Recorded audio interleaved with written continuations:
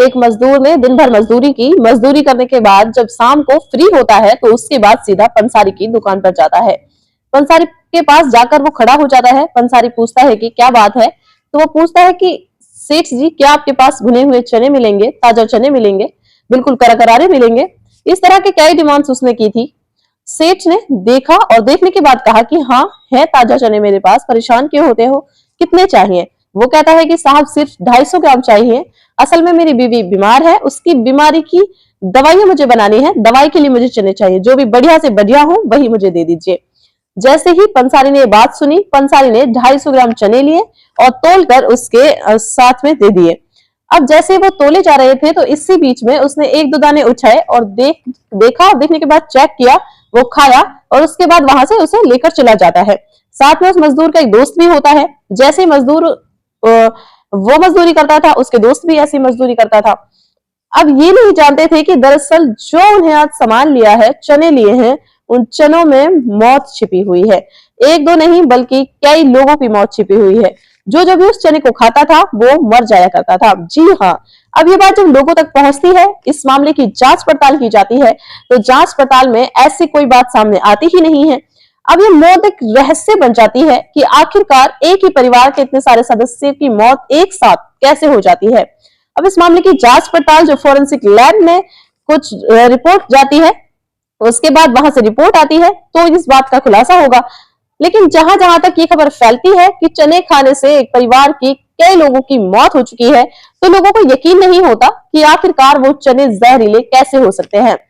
आदाब, नमस्कार, सत श्री अकाल, अस्सलाम वालेकुम। मैं साजिया। आज की जो सच्ची घटना मैं आपको सुनाने जा रही हूँ, ये सच्ची घटना है उत्तर प्रदेश के जिला बुलंदशहर का एक थाना लगता है नरसैना, और नरसैना का ही एक गांव लगता है मोहम्मदपुर बरवाला।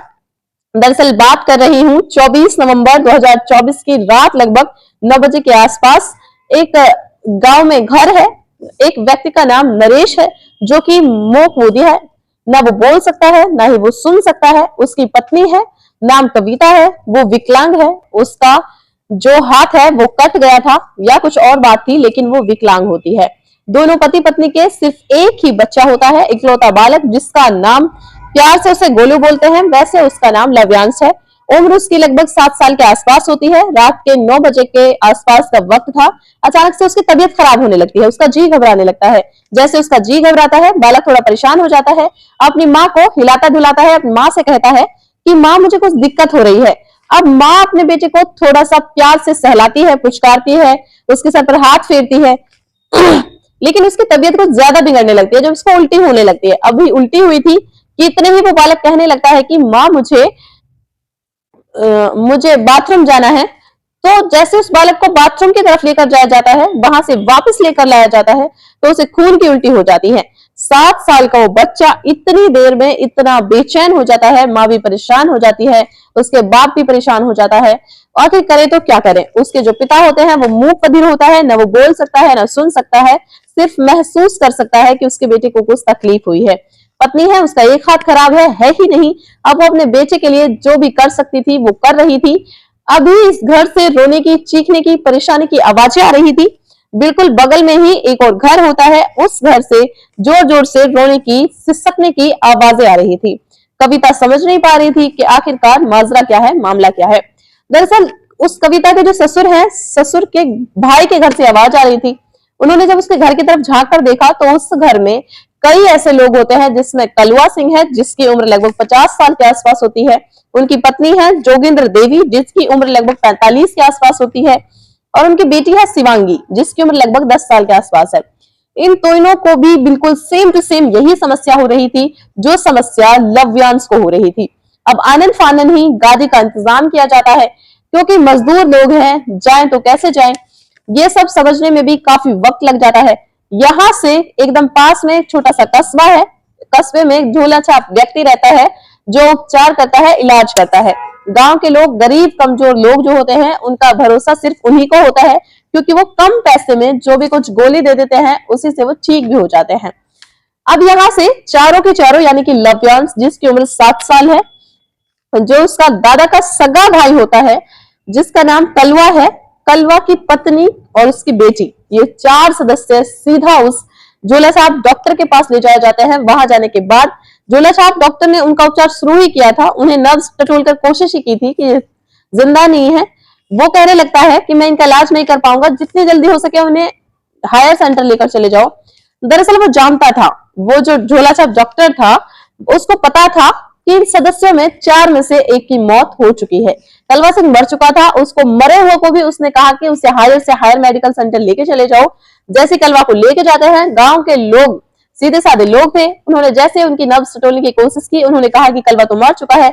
अब कलवा तो मर चुका है, लेकिन जो उसका पोता है जिसकी उम्र लगभग 7 साल के आसपास होती है, उसकी हालत ज्यादा बिगड़ने लगती है। कभी खून की उल्टी होती है, तो कभी उसे दस्त लग जाते हैं, तो कभी वो उसके मुंह से झाग निकलने लग जाते हैं। समझ नहीं पा रहे थे कि आखिरकार मामला क्या है।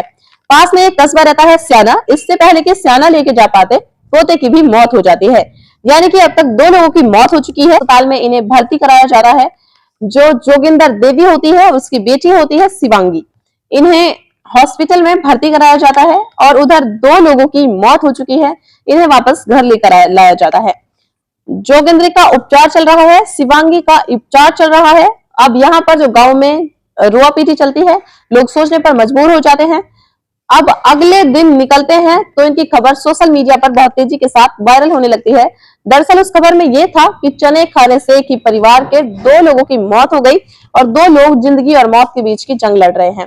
अभी बात पुलिस प्रशासन तक पहुंच जाती है, ये बात डीएम और एसएसपी तक पहुंच जाती है। टीम को गठित किया जाता है और टीम जब गांव में पहुंचती है, उस जोगिंदर देवी के पास भी पहुंचती है, तो जोगिंदर देवी एक कहानी सुनाती है। दरअसल वो बताती है कि उसकी 4 बेटियां हैं। एक बेटी का नाम आरती है, जिसकी उम्र लगभग 21 साल के आसपास होती है। एक माही है, जिसकी उम्र लगभग 17 साल होती है। एक प्रतिज्ञा है, जिसकी उम्र लगभग 14 साल के आसपास होती है। एक शिवांगी है, जिसकी उम्र लगभग 10 साल होती है। जो उसका पति है कलवा सिंह, जो कि मेहनत और मजदूरी करता है। उसके पास एक भैंसा है, एक बोगी है। उस भैंसा बोगी को रोज लेकर जाया करता है, कभी कस्बे में, कभी शहर में, तो कभी कहीं, कभी गांव में। बस उससे बोझा ढोकर जो भी पैसे मिलते हैं, उस पैसे से परिवार का भरण पोषण करता है। 24 नवंबर 2024 का ये वाकया होता है। उसे एक काम मिल गया था, वो अपने दोस्त रवि के साथ जाता है, दिन भर काम करता है और काम करने के बाद जब पंसारी की दुकान पर जाता है तो सेठ से कहता है कि सेठ जी मुझे भुने हुए चने चाहिए, एकदम खिले खिले करकरारे चने मुझे चाहिए। वो खिले खिले करकरारे चने उसे दे देता है। 250 ग्राम वो चने लेता है, अपने घर पहुंचता है। तो घर लगभग शाम को 7 या 7:30 बजे वो पहुंचता है। घर में उनकी 4 बेटियां हैं, पति और पत्नी होते हैं, साथ में दोस्त भी आया हुआ था। और जब उनका भाई का यानी कि ओम प्रकाश का जो पोता होता है, वो भी यानी कि कलवा का सगा भाई ओम प्रकाश का बेटा नरेश है और नरेश की पत्नी कविता है। उनके 2 बच्चे होते हैं, एक का नाम नरेश है, दूसरे का नाम सोनू होता है। सोनू अविवाहित होता है और नरेश जो है वो विकलांग है, यानी कि मूक है वो। उनको एक बच्चा है, यानी कि एक लड़का है। लड़के का नाम लव्यांश होता है और लव्यांश इस पूरे परिवार में इकलौता वारिस होता है, लड़का होता है। बाकी लड़कियां होती हैं और उसको इतना प्यार मिलता है अपने घर पर भी, और पास वाला जो घर है, दादा के सगे भाई का जो घर है, वहां पर भी उसे बहुत सारा प्यार मिलता है। जैसे उसे पता चला कि दादाजी आए हैं, वो दौड़ के एकदम से घर आया। घर आने के बाद वो वहां जाता है और आने के बाद कहता है कि दादा मेरे लिए क्या लेके आए हो? वो कहता है कुछ भी नहीं, मैं तो चने लेके आया हूँ। बस वो दादा के लाए हुए चने उस बालक ने खाना शुरू कर दिया। देखते देखते उसकी पत्नी जो कि उसके इलाज के लिए लेकर आया था, उसने भी खाने शुरू कर दिए। इसके साथ साथ जो कलवा है उसने भी 2-4 दाने उठाए या उससे ज्यादा उठाए, उसने भी खाने शुरू कर दिए। एक बेटी शिवांगी आती है, उसने भी वो चने खाने शुरू कर दिए। इन्होंने थोड़े जो खाने थे वो खाए, उनके बाद रोक दिया जाता है क्योंकि इनसे दवा बनाने वाले थे ये। जब उन्हें रोक दिया जाता है, घर में शिमला मिर्च और आलू इसकी सब्जी बनी थी और सब्जी को सभी लोग खाते हैं। खाने के बाद आराम से अपने अपने चारपाई पर जल्दी सो जाते हैं, क्योंकि गांव में जल्दी सो जाते हैं, उन्हें जल्दी उठना होता है। जाते हैं, जल्दी सो जाते हैं। सोने के बाद लेकिन यहाँ पर 3 सदस्य ऐसे होते हैं, एक आरती, माही, प्रतिज्ञा। इन्होंने चने नहीं खाए थे, बाकी सबने चने खाए थे। रात में जैसे ही 9 बजते हैं, सबसे पहले लव्यांश की तबीयत बहुत ज्यादा खराब हो जाती है, फिर कलवा की तबीयत खराब होती है, जोगिंदर की तबीयत खराब हो जाती है, शिवांगी की भी तबीयत खराब हो जाती है। डॉक्टर के पास जाने पर उनकी मौत हो जाती है। अब यहाँ 2 की तो मौत हो जाती है, यानी कलवा और लव्यांश। इनके शव को जब प्रशासन की टीम आती है तो कहती है कि इनका पोस्टमार्टम कराया जाएगा। पोस्टमार्टम कराने के बाद ये हम जांच करने की कोशिश करेंगे, देखेंगे कि आखिरकार इनकी मौत कैसे हुई है, क्या वजह है, क्या चने खाने से मौत हो गई है। अब हर कोई यही जानना चाहता था, लेकिन साफ साफ परिवार वाले इंकार कर देते हैं कि आप एक काम करिए, पोस्टमार्टम बिल्कुल भी मत करिए, इनका बिना पोस्टमार्टम के ही यहाँ अंतिम संस्कार कर दिया जाता है। इधर तो अंतिम संस्कार हो रहा था 24 यानी कि 25 नवंबर 2024 को। अगले ही दिन 25 तारीख की बात होती है। इधर जोगिंद्री का और शिवांगी का उपचार चल रहा था। शिवांगी की भी तबीयत थोड़ी ठीक हो जाती है, लेकिन उसकी मां जोगिंदर देवी की मौत हो जाती है। जैसे जोगिंदर देवी की मौत होती है, पुलिस प्रशासन में हड़कंप मच जाता है। हड़कंप मचने वाली बात थी, चने खाने से किसी की मौत कैसे हो सकती है। आपका इस बारे में क्या कहना है, कमेंट बॉक्स में जरूर बताइए। क्या उनकी मौत चने खाने की वजह से हुई थी या फिर किसी और वजह से। एक कमेंट जरूर करके जाइए दोस्तों, अपना राय, अपनी सलाह इस बॉक्स में जरूर लिखिए। तो दोस्तों मिलते हैं नेक्स्ट वीडियो में, तब तक के लिए जय हिंद, जय भारत।